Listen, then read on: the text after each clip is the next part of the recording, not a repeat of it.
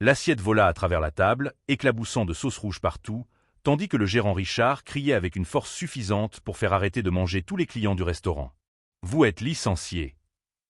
Les mots résonnèrent dans la salle du Golden Fork comme un coup de feu, et Diana sentit son monde s'écrouler en l'espace de quelques secondes. Ses mains tremblaient en tenant le plateau vide, son uniforme taché de sueur, après 6 heures consécutives à servir des tables sans pause. Ce qui venait de se passer au cours des 15 dernières minutes allait changer sa vie à jamais. Tout avait commencé lorsque Diana vit l'homme étendu sur le trottoir devant le restaurant. Il était midi, le soleil de Chicago brûlait l'asphalte, et elle sortait pour sa pause déjeuner quand elle remarqua une silhouette recroquevillée contre le mur de briques. L'homme semblait avoir une 50aine d'années, les cheveux gris en désordre, des vêtements déchirés qui avaient autrefois été blancs, et il était clairement sans abri.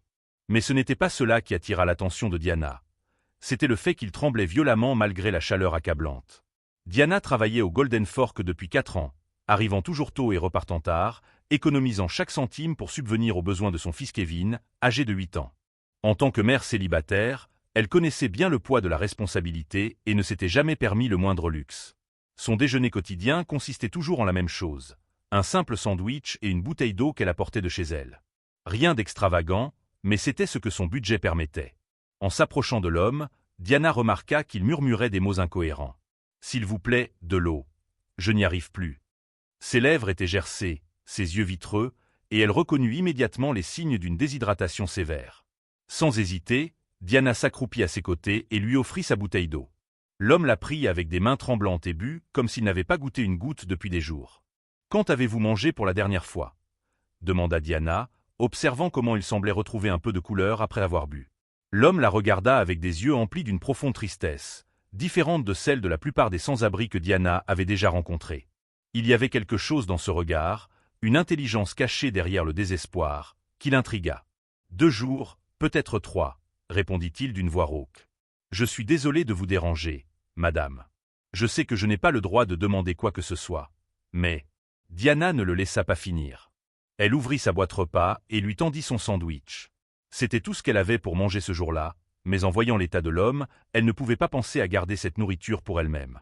L'homme regarda le sandwich comme s'il s'agissait d'un trésor. « Je ne peux pas accepter ça. Vous devez aussi vous nourrir. » Diana secoua la tête. « Je peux attendre jusqu'à ce que je sois à la maison. Vous en avez plus besoin que moi en ce moment. » Pendant qu'il mangeait, elle remarqua des détails étranges. Malgré son apparence négligée, ses mains étaient bien entretenues, sans les callosités typiques d'un travailleur manuel. On voyait clairement la marque laissée par une montre autrefois chère, et lorsqu'il parlait, il utilisait un vocabulaire élaboré, inhabituel pour sa situation. C'était le premier mystère qui intrigua Diana, mais elle n'eut pas le temps d'y réfléchir davantage. Richard apparut à la porte du restaurant, vit la scène et explosa de rage. « Diana, qu'est-ce que vous fichez ?» Sa voix trancha l'air comme une lame, faisant s'arrêter les passants. Diana se leva rapidement, essayant d'expliquer, mais Richard n'était pas intéressé à écouter. « Vous nourrissez cette racaille juste devant MON Restaurant », cracha Richard avec un dégoût visible. « Vous croyez que les clients veulent voir ça pendant leur déjeuner? Vous êtes en train de faire fuir ma clientèle. » Diana tenta de garder son calme, expliquant qu'elle aidait simplement quelqu'un dans le besoin pendant sa pause, mais Richard était hors de contrôle.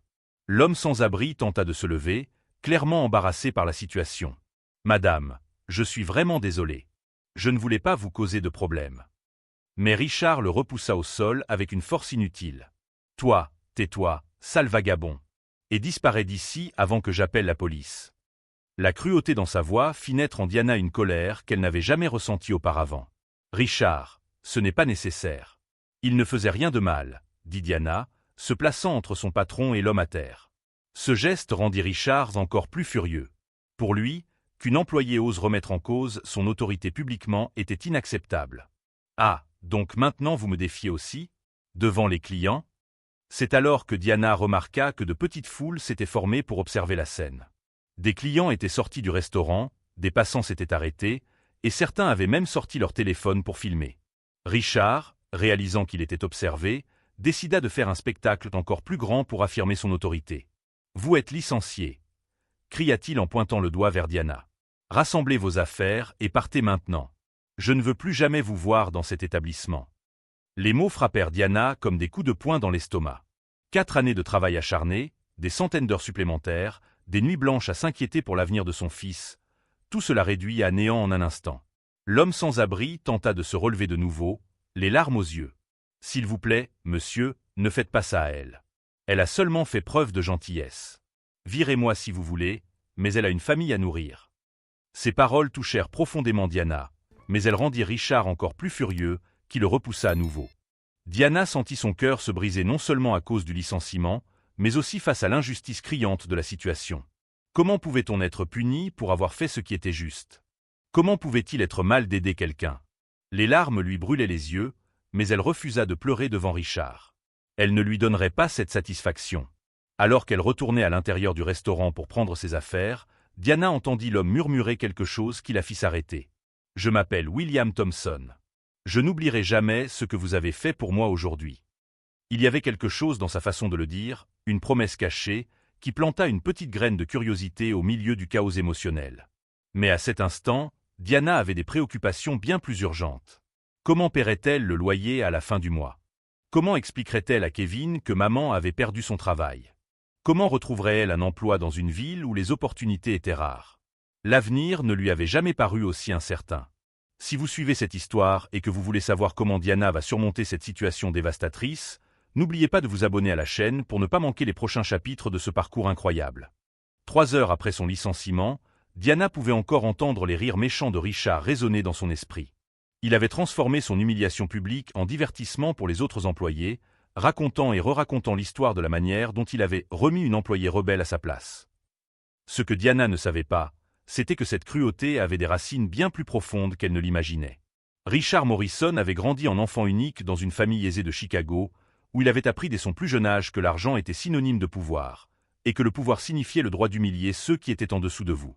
Son père, un homme d'affaires impitoyable, disait toujours « Richard, dans le monde des affaires, tu écrases ou tu es écrasé. Ne montre jamais de faiblesse. » Ces mots avaient façonné sa personnalité de manière irréversible. Lorsque Richard prit la direction du Golden Fork il y a 2 ans, il vit une opportunité parfaite d'exercer le type d'autorité qu'il avait toujours admiré chez son père. Le restaurant n'était pas le sien, mais il traitait chaque employé comme une propriété personnelle. Diana, avec son dévouement silencieux et sa compétence inébranlable, avait toujours été une cible parfaite pour ses démonstrations de pouvoir. Elle ne ripostait jamais, ne se plaignait jamais, et cela l'irritait profondément. « Les gens comme elle doivent savoir quelle est leur place dans la société », murmurait Richard pour lui-même en organisant les horaires de travail, surchargeant délibérément Diana avec des quarts supplémentaires et des tâches dégradantes. Il savait qu'elle ne pouvait se permettre de refuser ou de se plaindre. Les mères célibataires étaient vulnérables, et il exploitait cette vulnérabilité avec un plaisir sadique. Pendant ce temps, Diana marchait dans les rues de Chicago avec une sensation de vide dans la poitrine qui allait au-delà du chômage. Elle ne pouvait pas chasser de son esprit l'image de William Thompson poussé au sol, la manière dont il avait essayé de la défendre malgré sa situation désespérée. Il y avait quelque chose chez cet homme qui défiait tout ce qu'elle connaissait des personnes sans abri. En arrivant chez elle, Diana trouva Kevin en train de faire ses devoirs à la table de la cuisine. À 8 ans, il montrait déjà une maturité précoce qui lui brisait le cœur. « Salut maman. Comment ça s'est passé au travail aujourd'hui ?» La question innocente fit nouer la gorge de Diana.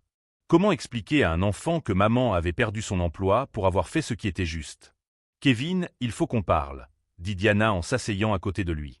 Lorsqu'elle raconta le licenciement, omettant les détails les plus durs, elle vit les yeux de son fils se remplir d'inquiétude. « On va s'en sortir. Maman, tu vas trouver un autre travail ?» La confiance innocente dans sa voix fit promettre silencieusement à Diana qu'elle déplacerait ciel et terre pour ne pas le décevoir. Cette nuit-là, pendant que Kevin dormait, Diana s'assit sur le balcon de son petit appartement et réfléchit aux événements récents. C'est alors qu'elle remarqua quelque chose d'étrange. Pendant toute la confusion, William Thompson n'avait jamais demandé d'argent. La plupart des personnes sans abri qu'elle connaissait finissaient toujours par demander quelques pièces, mais lui n'avait jamais mentionné l'argent. Il avait seulement remercié pour la nourriture et l'eau, comme si ces gestes valaient plus que n'importe quelle somme. Il y avait aussi la manière dont il parlait de la famille. Lorsque Richard l'humilia, William mentionna que Diana avait une famille à nourrir, avec une douleur dans la voix qui suggérait une expérience personnelle de perte familiale. Ses yeux portaient une tristesse spécifique. Non seulement celle de qui a perdu des biens matériels, mais de qui a perdu des êtres chers. Pendant que Diana essayait de déchiffrer ces mystères, Richard célébrait sa victoire dans un bar proche du restaurant. Entouré de quelques collègues directeurs d'autres établissements, il relatait avec des détails exagérés comment il avait donné une leçon à une employée problématique. Vous auriez dû voir sa tête quand j'ai crié « Vous êtes licencié !» riait Richard fort, faisant des gestes dramatiques. Ces gens doivent comprendre que la gentillesse est un signe de faiblesse. Si vous montrez de la compassion pour les vagabonds, bientôt tout le monde voudra faire pareil. Il faut maintenir l'ordre. L'un des présents, un directeur plus expérimenté nommé Tom, fronça les sourcils. « Richard, tu ne trouves pas que tu as un peu exagéré ? La femme aidait juste quelqu'un dans le besoin. » L'observation fit rougir Richard de colère. « Tom, tu deviens mou avec l'âge. Dans le monde réel, tu ne peux pas te permettre d'être gentil avec tout le monde. C'est du business, pas de la charité. » La conversation fut interrompue lorsque le téléphone de Richard vibra avec une notification. Quelqu'un avait posté une vidéo sur Instagram intitulée « Gérant cruel licencie une employée pour avoir aidé accent aigu une personne sans abri ». Le sang de Richard se glaça en voyant que la vidéo avait déjà plus de 1000 vues et se partageait rapidement. La vidéo montrait toute la scène. Diana offrant de l'eau et de la nourriture à William, Richard apparaissant furieux, le licenciement public, tout capturé dans des détails humiliants. Les commentaires étaient dévastateurs pour Richard.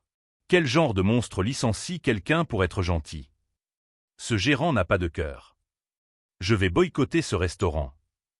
Richard sentit la sueur couler sur son front en voyant son monde commencer à s'effondrer. Il appela immédiatement le propriétaire du restaurant, M. Patterson, essayant de contrôler les dégâts. « Monsieur Patterson, je peux tout expliquer.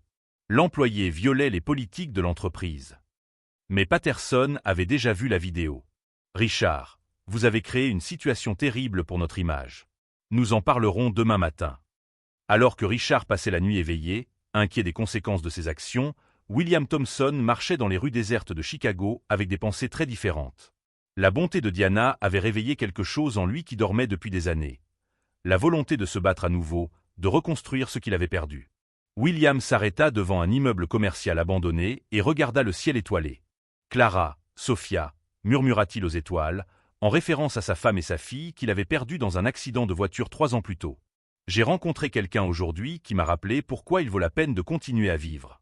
Quelqu'un qui m'a montré qu'il existe encore de la bonté dans ce monde. » Ce que personne ne savait, c'était que William Thompson n'était pas seulement un sans-abri. Avant la tragédie familiale, il avait été PDG de Thompson Industries, l'une des plus grandes entreprises de construction de Chicago. Après avoir perdu sa famille, William tomba dans une profonde dépression et fut trahi par ses associés, qui profitèrent de sa vulnérabilité pour lui voler son entreprise. Sans force pour lutter, il perdit tout, maison, fortune, identité sociale. Mais la bonté désintéressée de Diana avait ravivé quelque chose en lui. Pour la première fois depuis des années, William sentit un but renaître. Non seulement pour lui-même, mais pour protéger des gens comme Diana, des personnes bonnes qui étaient punies pour avoir fait ce qui était juste dans un monde cruel. William sortit de sa poche un carton froissé. C'était la carte de visite du docteur Martinez, son avocat personnel, qui avait essayé de le contacter plusieurs fois ces derniers mois. « Peut-être est-il temps de passer quelques appels », murmura-t-il, ressentant une détermination qu'il n'avait pas connue depuis longtemps. Pendant ce temps, Diana réussit enfin à s'endormir, sans savoir que sa vie était sur le point de changer de manière qu'elle n'aurait jamais pu imaginer. Le simple geste d'offrir un sandwich et un verre d'eau avait mis en mouvement une série d'événements qui transformeraient non seulement son destin, mais aussi celui de Richard et de beaucoup d'autres. L'injustice avait été commise, les larmes versées, mais la véritable histoire ne faisait que commencer. À 5 heures du matin, William Thompson se tenait devant le cabinet d'avocats Martinez et Associates, le même endroit où, 3 ans plus tôt, il avait signé des documents qu'il pensait le protéger pendant sa période de deuil. Le docteur Martinez arriva 1 heure plus tard, ne reconnaissant presque pas l'homme qui avait été son client le plus important. « Mon Dieu, William, je t'ai cherché pendant des mois. » Le docteur Martinez ouvrit la porte du bureau, les mains tremblantes. « Quand tu as disparu, j'ai tout essayé. J'ai engagé des détectives privés, alerté la police. Où étais-tu pendant tout ce temps ?» William entra dans le bureau qu'il fréquentait autrefois régulièrement, mais se sentait maintenant comme un étranger dans son propre passé. « Dans la rue, Roberto. » « Littéralement dans la rue, » dit William d'une voix rauque, mais avec une détermination dans les yeux que le docteur Martinez n'avait pas vue depuis des années. « Mais quelque chose s'est passé hier qui m'a fait réaliser que je ne peux pas continuer à fuir la vie. Je dois récupérer ce qui est à moi. » L'avocat étudia attentivement le visage de son ancien client, à la recherche de signes de la dépression dévastatrice qu'il avait consumée. Pendant ce temps, Diana se réveillait pour son premier jour au chômage en 4 ans. La réalité la frappa comme un seau d'eau froide lorsqu'elle ouvrit les yeux et réalisa qu'elle n'avait pas besoin de se précipiter pour arriver au Golden Fork. Kevin était déjà réveillé, préparant son propre petit déjeuner avec l'indépendance forcée d'un enfant qui avait grandi trop vite. « Maman, je peux vendre quelques-uns de mes jouets pour aider avec l'argent », dit Kevin d'un ton détendu, comme si c'était la chose la plus naturelle du monde. L'innocente suggestion fit se briser le cœur de Diana en 1000 morceaux. Aucun enfant de 8 ans ne devrait se soucier des finances familiales. « Kevin, tu n'as pas besoin de t'inquiéter pour ça », dit Diana en serrant fort son fils dans ses bras. « Maman va trouver un autre travail bientôt. » Mais à l'intérieur, elle savait que la situation était plus compliquée. À Chicago, les postes de serveuse étaient très disputés, et elle n'avait aucune référence positive du Golden Fork après le licenciement. Richard ne fournirait certainement pas de recommandations favorables. Au cabinet d'avocat, le docteur Martinez ouvrit un dossier poussiéreux marqué « Thomson Industries, confidentiel ». « William, j'ai des nouvelles importantes concernant votre affaire. Au cours des 2 dernières années, j'ai réussi à rassembler des preuves que Marcus Sterling et James Wilson ont falsifié votre signature sur plusieurs documents.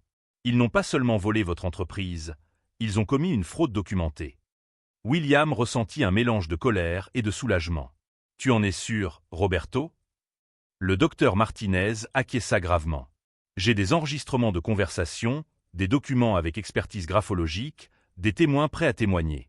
Sterling et Wilson pensaient que vous ne reviendriez jamais pour vous battre. Ils sont devenus imprudents, arrogants. Cela a été leur ruine. » La révélation apporta une clarté mentale que William n'avait pas ressentie depuis avant la tragédie. Pour la première fois depuis des années, il pouvait penser stratégiquement, planifier des mouvements comme lorsqu'il dirigeait un empire commercial. « Combien de temps as-tu besoin pour préparer le procès ?» demanda-t-il, sa voix retrouvant l'autorité naturelle d'un leader. « Avec les preuves que nous avons, je peux intenter une action dès aujourd'hui. Mais William, ce sera une bataille longue et difficile. Sterling et Wilson ont des ressources, des avocats coûteux. Es-tu sûr d'être prêt pour ça ?» Le docteur Martinez observait attentivement la réaction du client, à la recherche de signes d'instabilité.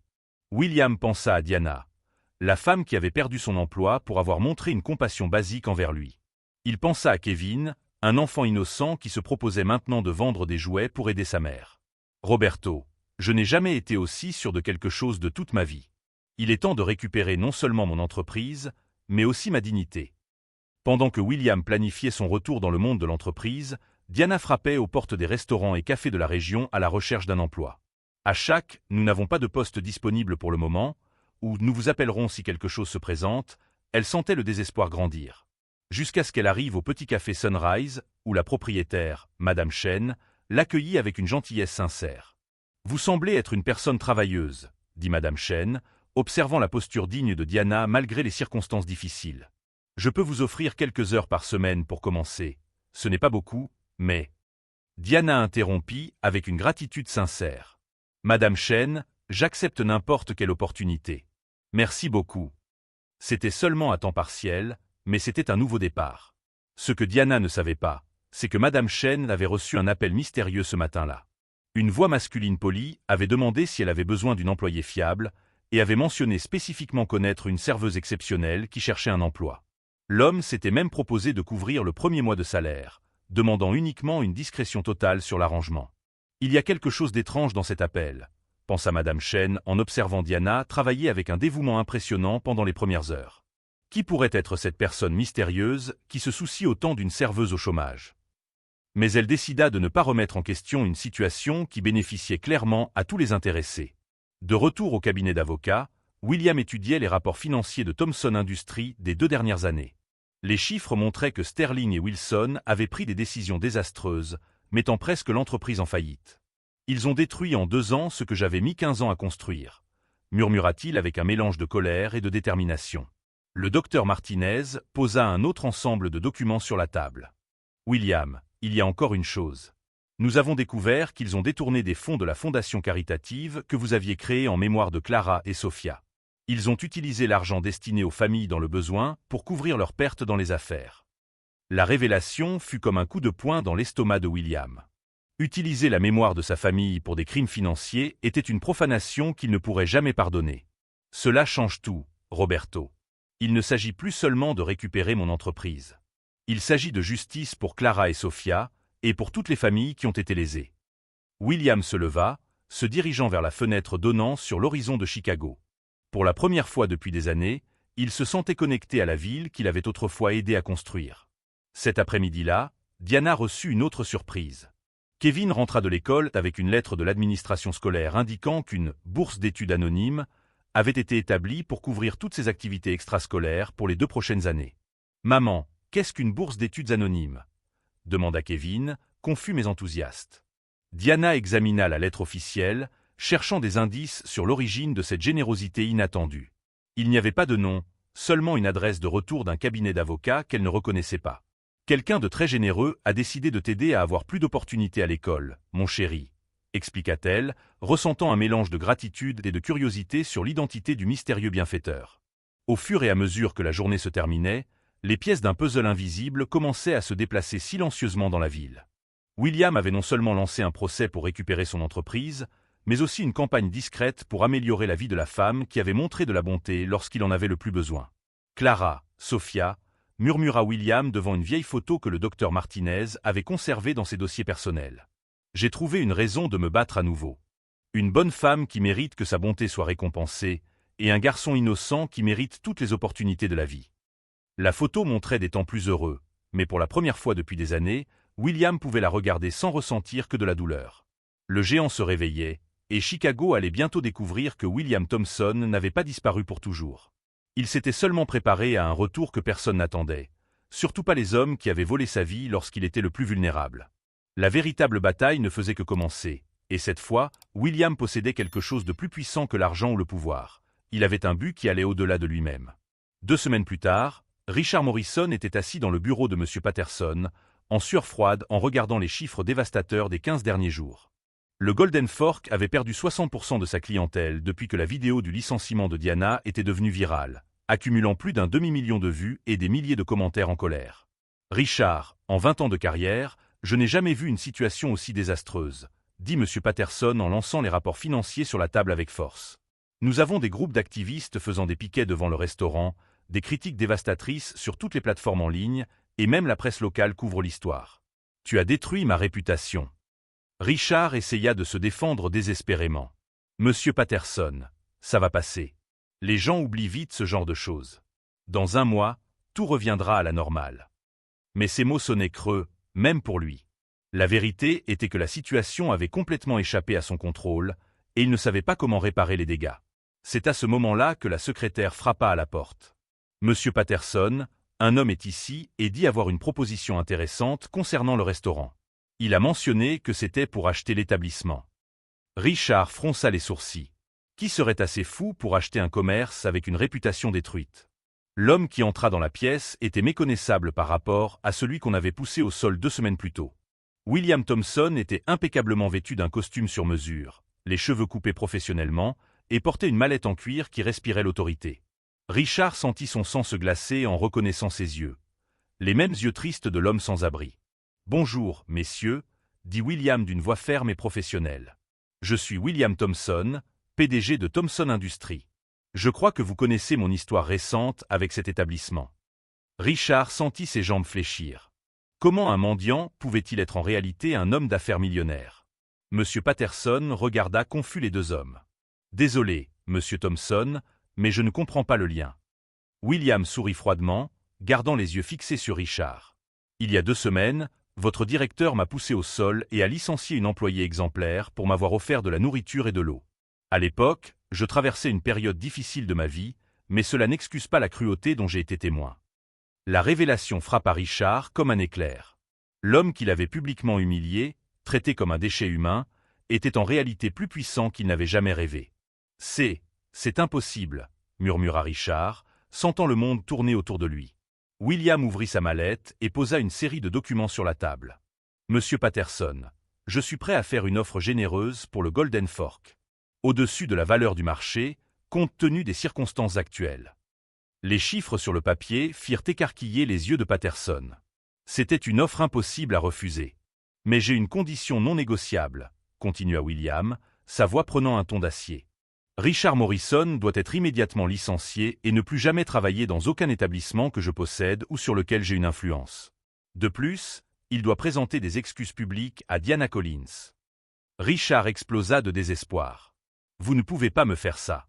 J'ai un prêt hypothécaire, des factures à payer, une réputation à maintenir.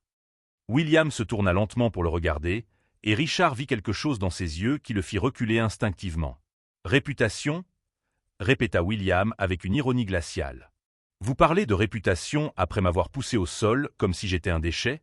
Après avoir licencié une femme innocente pour avoir fait preuve de compassion? Votre réputation, Richard, est celle d'un homme cruel qui utilise le pouvoir pour humilier les vulnérables. » Monsieur Patterson n'eut pas besoin de beaucoup de temps pour décider. Avec le restaurant en ruine financière et une offre généreuse sur la table, le choix était évident. « Richard, vous êtes licencié, avec effet immédiat. Monsieur Thompson, nous avons un accord. » Richard sentit son monde s'effondrer complètement. En quelques minutes, il avait perdu non seulement son emploi, mais toute chance de récupérer sa position dans l'industrie. Pendant ce temps, Diana était au café Sunrise, sans savoir que sa vie allait encore changer radicalement. Elle s'était bien adaptée à son nouveau travail, mais le salaire à temps partiel couvrait à peine les besoins de base. Kevin avait commencé les activités extrascolaires financées par la mystérieuse bourse, montrant un talent exceptionnel en mathématiques et en arts. Le téléphone du café sonna, et Madame Chen répondit avec sa gentillesse habituelle. « Café Sunrise, comment puis-je vous aider ?» La voix à l'autre bout fit redresser son dos. « Madame Chen, c'est William Thompson à nouveau. Comment va notre employée spéciale? » « Elle est merveilleuse, Monsieur Thompson. Travailleur, gentil avec les clients, toujours ponctuelle. Mais puis-je vous demander pourquoi vous vous intéressez autant à elle? » Madame Chen était de plus en plus curieuse à propos du mystérieux bienfaiteur qui avait facilité l'embauche de Diana. « Madame Chen, Diana a fait quelque chose d'extraordinaire pour moi quand j'avais désespérément besoin de bonté humaine. Maintenant, c'est à mon tour de rendre l'appareil. Pourriez-vous lui demander de venir au téléphone? J'ai une proposition à lui faire. » Madame Chen appela Diana, qui répondit avec une nervosité évidente. « Allô? Ici Diana Collins. » La voix de l'autre côté était polie, professionnelle, mais il y avait quelque chose de familier qu'elle ne pouvait identifier. « Mademoiselle Collins, je m'appelle William Thompson. Je crois que nous nous sommes brièvement rencontrés il y a 2 semaines, devant le Golden Fork. » Diana sentit son cœur s'accélérer. C'était impossible. L'homme sans-abri qu'elle avait aidé parlait au téléphone avec un vocabulaire sophistiqué et se présentait formellement. « Monsieur Thompson, comment avez-vous obtenu mon numéro?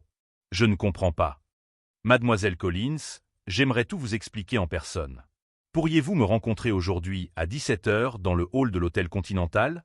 J'ai une proposition d'emploi pour vous, et je pense que vous serez surprise par certaines révélations. » Diana peinait à assimiler les informations. L'hôtel Continental était l'un des plus luxueux de Chicago. Le 4e loop narratif se referma enfin lorsque Diana arriva à l'hôtel et vit William Thompson attendre dans le hall. Cette fois, il n'était pas sans abri, mais impeccablement vêtu, dégageant une autorité naturelle. Cependant, ses yeux gardaient la même gentillesse et gratitude qu'elle avait vue 2 semaines plus tôt. « Monsieur Thompson, » dit Diana, encore sous le choc. « Je ne comprends rien à ce qui se passe. » William sourit avec une chaleur sincère. « Diana, puis-je vous appeler ainsi? Vous avez sauvé bien plus que ma vie ce jour-là. Vous avez sauvé mon âme. » William expliqua toute l'histoire, sa vie d'homme d'affaires prospère, la perte tragique de sa famille, la dépression dévastatrice, la trahison des associés, les années passées dans la rue, et comment la bonté de Diana avait réveillé sa volonté de se battre à nouveau. « Ces 15 derniers jours, j'ai récupéré mon entreprise, acheté le Golden Fork et licencié Richard Morrison. » Diana écouta en silence absolu, les larmes coulant sur son visage en comprenant l'ampleur de ce qui s'était passé. « Vous avez fait tout ça à cause d'un sandwich et d'un verre d'eau. » William secoua la tête. « Non, Diana. Je l'ai fait à cause de la compassion que vous avez montrée quand personne d'autre ne se souciait. À cause de l'humanité que vous m'avez rendue. Et maintenant, » continua William, « je souhaite vous offrir le poste de directrice générale du nouveau Golden Fork. Avec salaire de cadre, avantages complets, et un fonds éducatif pour Kevin qui garantira son éducation jusqu'à l'université. » Diana avait du mal à respirer. « C'est réel? Ce n'est pas un rêve? » William prit doucement les mains de Diana. « C'est plus réel que tout ce que j'ai jamais vécu. Vous m'avez appris que la véritable richesse ne se trouve pas dans l'argent, mais dans la capacité de changer la vie des autres. La justice avait été rendue de manière complète et poétique. Richard était tombé de sa position de pouvoir à un chômage total. Diana avait été élevée de l'humiliation publique à une position d'autorité et de sécurité financière. Et William avait récupéré non seulement son entreprise, mais aussi son humanité et son but dans la vie. Ces meses después, Diana Collins estaba parada en la entrada del Golden Fork completamente renovado, observando las filas de personas esperando para cenar en el restaurante que se había convertido en símbolo de segunda oportunidad en Chicago. Las paredes ahora exhibian fotografía inspiradora de personas que habían superado adversidad, y una plaza dorada cerca de la entrada de Sia, donde la compasión transforma vida. Como nueva gerente general, Diana había transformado no solo el ambiente físico del restaurante, sino toda su filosofía operativa. Cada empleado era capacitado para tratar a todos los clientes con dignidad absoluta, independientemente de su apariencia o condición social. El Golden Fork se había convertido en el primer restaurant de Chicago en ofrecer comida gratuita a personas en situación de cal todos los domingos. Mamá, viste que el periódico volvió a hablar de ti. Kevin, ahora de Nuevano, corrió hacia Diana sosteniendo un ejemplar del Chicago Tribune. El titular de Sia, de mesra despedida a empresaria inspiradora, la historia de Diana Collins. Kevin había crecido viendo a su madre ser reconocida públicamente por su bondad, aprendiendo que hacer lo correcto siempre vale la pena, incluso cuando las consecuencias iniciales son dolorosas. La transformación de Kevin también era notable. Con acceso a educación de calidad y actividad extracurricular, había descubierto su pasión por las matemáticas y comenzado a ayudar a otro niño necesitado con tareas los fines de semana. Mamá me enseñó que cuando tenemos la capacidad de ayudar, es nuestra responsabilidad hacerlo. Explicaba a cualquiera que preguntara sobre su actividad voluntaria. William Thompson llegó al restaurante esa tarde para su reunión semanal con Diana. En los últimos meses, habían desarrollado una asociación profesional excepcional y una amistad genuina basada en respeto mutuo y valor compartido. William había recuperado completamente su empresa, que ahora era más próspera que nunca, pero el Golden Fork seguía siendo su proyecto más querido. Diana, tengo noticias sobre nuestra próxima iniciativa, dijo William, sentando en la mesa reservada donde siempre discusión nuevo proyecto. El Instituto Clara y Sofía ha sido oficialmente aprobado. Vamos a poder ayudar a más de 1000 familias en el primer año. El instituto, nombrado en honor a su esposa e hija fallecida, se había convertido en su manera de honrar su memoria a través de acción concreta. Diana sonrió con orgullo genuino. El instituto ofrecería asistencia financiera temporal, capacitación profesional y apoyo psicológico para familias en situación de vulnerabilidad. William, Clara y Sofía estarían orgullosas de ver cómo transformaste tu dolor en esperanza para otro. Era cierto. William había canalizado su pérdida personal en una fuerza positiva que ya estaba cambiando ciento de vida. En ese momento, una figura familiar entró vacilante en el restaurante. Richard Morrison, visiblemente más delgado y con ropa sencilla, se acercó a la mesa donde Diana y William conversaban. En los últimos meses, Richard había enfrentado severa dificultad financiera y, lo más importante, un profundo proceso de autoexamen sobre su decisión de vida. Disculpen la interrupción, dijo Richard con voz baja, mostrando una humildad genuina que nunca antes había demostrado. Sir Thompson, SRTA. Collins, quería hablar con usted, si es posible. Diana y William se miraron, sorprendido pero curioso sobre las intenciones de Richard. Richard respiró hondo antes de continuar. Pasé los últimos meses reflexionando sobre mi acción, especialmente sobre cómo los traté a ambos aquel día terrible. Perdí mi trabajo, mi reputación, mi supuesto amigo, pero lo más importante, perdí el respeto propio. Me di cuenta de que me había convertido exactamente en el tipo de persona que despreciaría si fuera otro. Diana observó atentamente a Richard mientras hablaba. Había algo diferente en él. La arrogancia había desaparecido, reemplazada por una vulnerabilidad genuina que tocó su corazón compasivo. Richard, ¿qué quiere de nosotros? Preguntó, sin hostilidad pero con cotla comprensible. Nada, respondió Richard de inmediato. En realidad, quiero ofrecer algo. C'est que hacen trabajo voluntario con persona en situación de cal. En los últimos 3 meses, yo mismo experimenté seria dificultad financiera. Aprendí cosas sobre humildad y necesidad que nunca imaginé posible. Quiero ofrecer mi tiempo como voluntario, sin remuneración, para ayudar a otro que atraviesan situación difícil. William estudió cuidadosamente el rostro de Richard, buscando señal de manipulación o agenda oculta. Lo que vio fut un hombre genuinamente quebrado que había encontrado una oportunidad de crecimiento en su queda. Richard, ¿por qué deberíamos creer que este cambio es real? Richard sacó una carta arrugada del bolsillo. Esta es una carta de la SRA. Rodríguez, una anciana a quien ayudé en los últimos 2 meses. Ella no sabe quién fue lo que hizo. Para ella, solo soit Richard, el joven que ayuda con las compras y las reparaciones del hogar. Por primera vez en mi vida, alguien me valora no por elo que poseo o mi posición, sino por las acciones genuinamente utiles que realizo. Diana leyó la carta, que describía a Richard como un ángel enviado por Dios, que había ayudado a la SRA. Rodríguez durante una enfermedad, haciendo compra, limpiando su casa y ofreciendo compañía durante días difíciles. La transformación parecía auténtica, pero Diana sabía que los cambios verdaderos requerían tiempo para ser comprobado. Richard, dijo finalmente Diana, todo merecen una segunda oportunidad, tal como yo la recibí. Pero la confianza debe construirse a través de acción consistente, no solo palabra. Si real me quiere ayudar, puede comenzar como voluntario los fines de semana. Observaremos tu compromiso con el tiempo. William asintió en acuerdo. Richard, la compasión que Diana demostró por mi cambió, mi vida por completo. Si real me cambiaste, tendrá la oportunidad de demostrarlo a través d'un servicio consistente a los demás. Pero cualquier señal de que está manipulando la situación, y esta oportunidad desaparecerá permanentemente.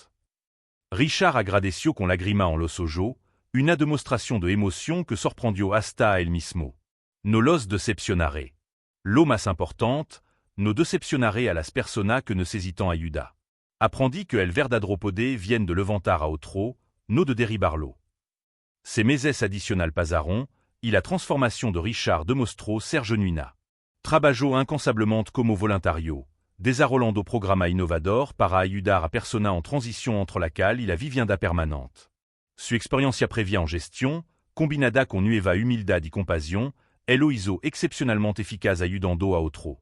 Diana observaba esta transformación con profunda admiración. En menos de 2 años, había sido testigo de cómo un simple acto de bondad había creado ondas de cambio positivo que se extendieron mucho más allá de lo que jamais habría imaginado. Kevin crecía viendo que las personas podían cambiar, que la segunda oportunidad era valiosa y que la bondad genuina tenía un poder de transformación real. William encontró un propósito renovado no solo en su negocio, sino en usar su influencia y recurso para crear oportunidad para otro.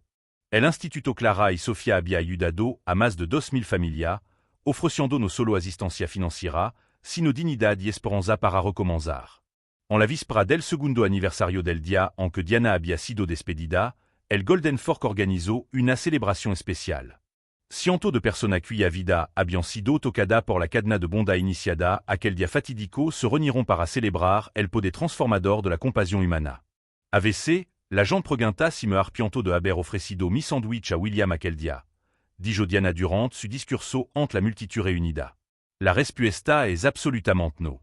Aprendí que cuando actuamos con compasión genuina, el universo conspira para crear resultado que supran nuestra imaginación más optimista. William tomó el micrófono a continuación. Diana mencionó que nuestra humanidad se mide no por elo que posemos, sino por la disposición de compartir elo que tenemos con quien elo necesitan. Un gesto simple de bondad puede literalmente salvar una vida y transformar un mundo. La historia de Diana, William y Richard se convirtió en leyenda en Chicago, inspirando a innumerables personas a mostrar bondad hacia los desconocidos, sabiendo que pequeño acto de compasión pueden desencadenar cambio extraordinario. El Golden Fork continuó prosperando como símbolo de que hacer lo correcto siempre vale la pena, incluso cuando las consecuencias iniciales parecen devastadoras. Si esta historia sobre el poder transformador de la compasión te ha conmovido, no olvides suscribirte al canal y compartir este mensaje de esperanza con otra persona que necesiten recordar que la bondad genuina nunca se desperdicia.